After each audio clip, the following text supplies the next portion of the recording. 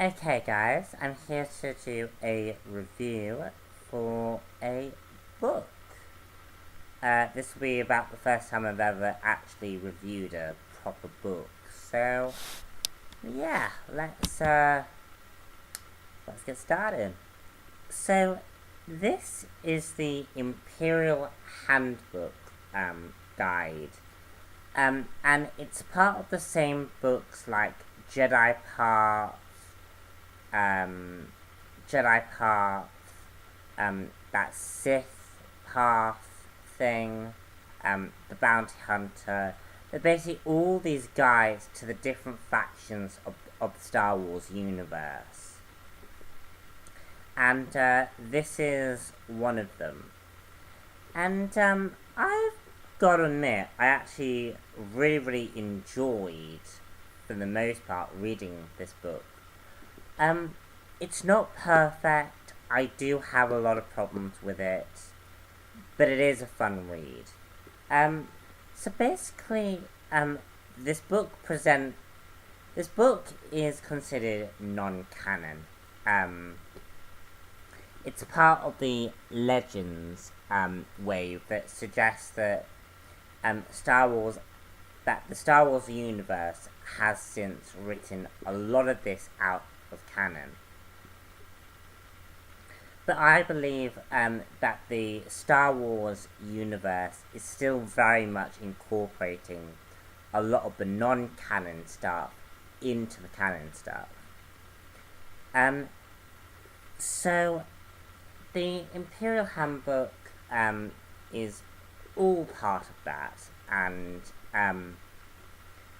I do really enjoy reading these sorts of things.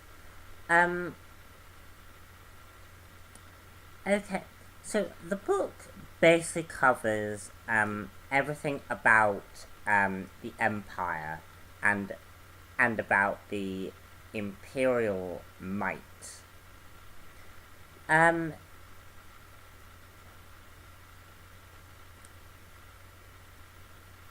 So the book talks about stormtroopers, the Imperial Navy, which is basically the fleet that we see with the big spaceship things, and the Imperial Army.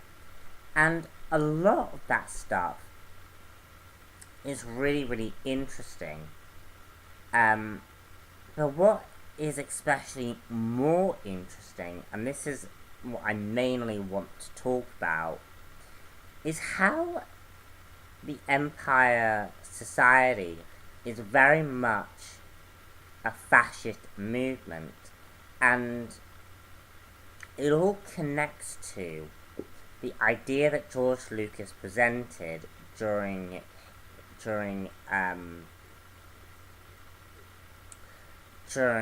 the when he first came up with the Star Wars movies.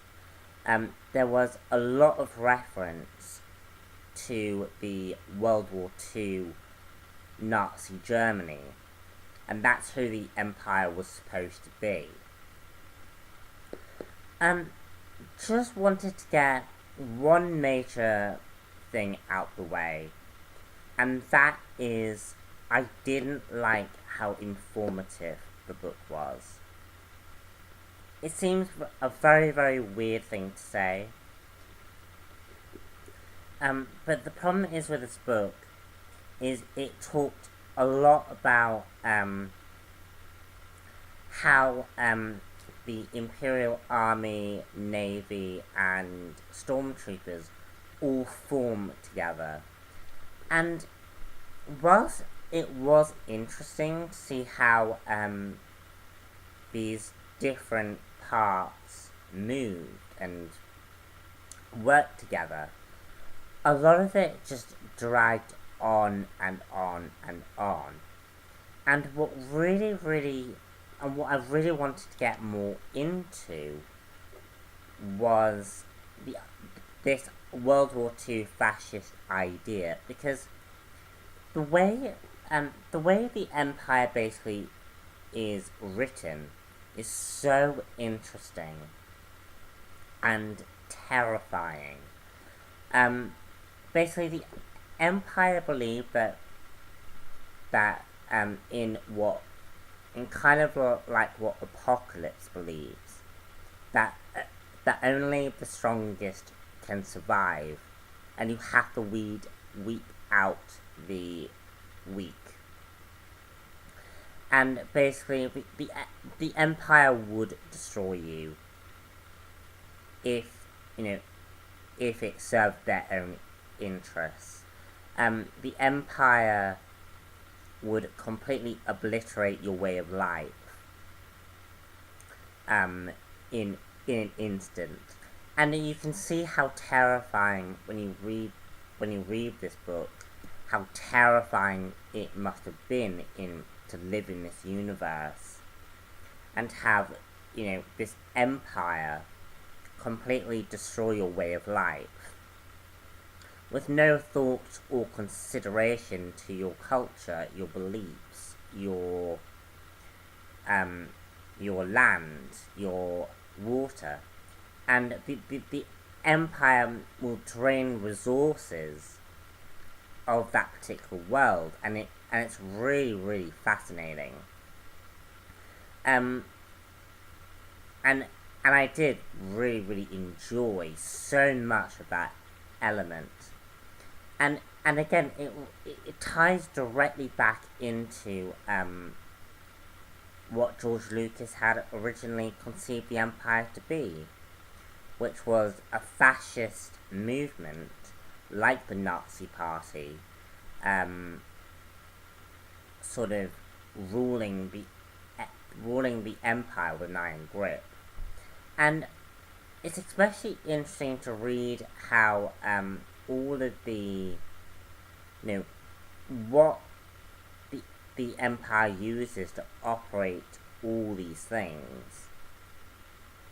And the artwork in this book is absolutely fantastic. Like, this is just one example of the artwork. And this is another artwork. Like, just the artwork is beautiful. It is beautiful, and it was one of the best parts. It really brings this book to life and makes it feel like a guide to this empire. So I do strongly recommend this book if you love Star Wars, and especially if you like the idea of the Empire, and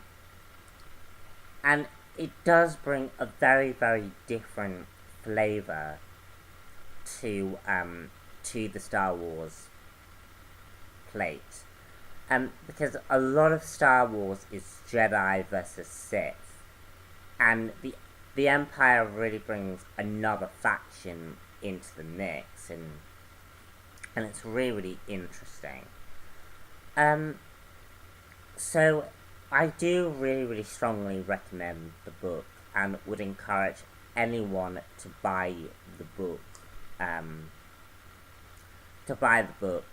Yes, it's in non-canon, but again, as I've stated, a lot of the stuff is still being used in the canon series. So it is still relevant to the Star Wars universe, and you will find a lot of like the ships and stuff are from, some of them do actually appear in the Star Wars Rebels show. So it does make it very, very relevant to what the Star Wars universe is. Anyway, guys, that's the end of this review. And yes, stay tuned for more. Bye.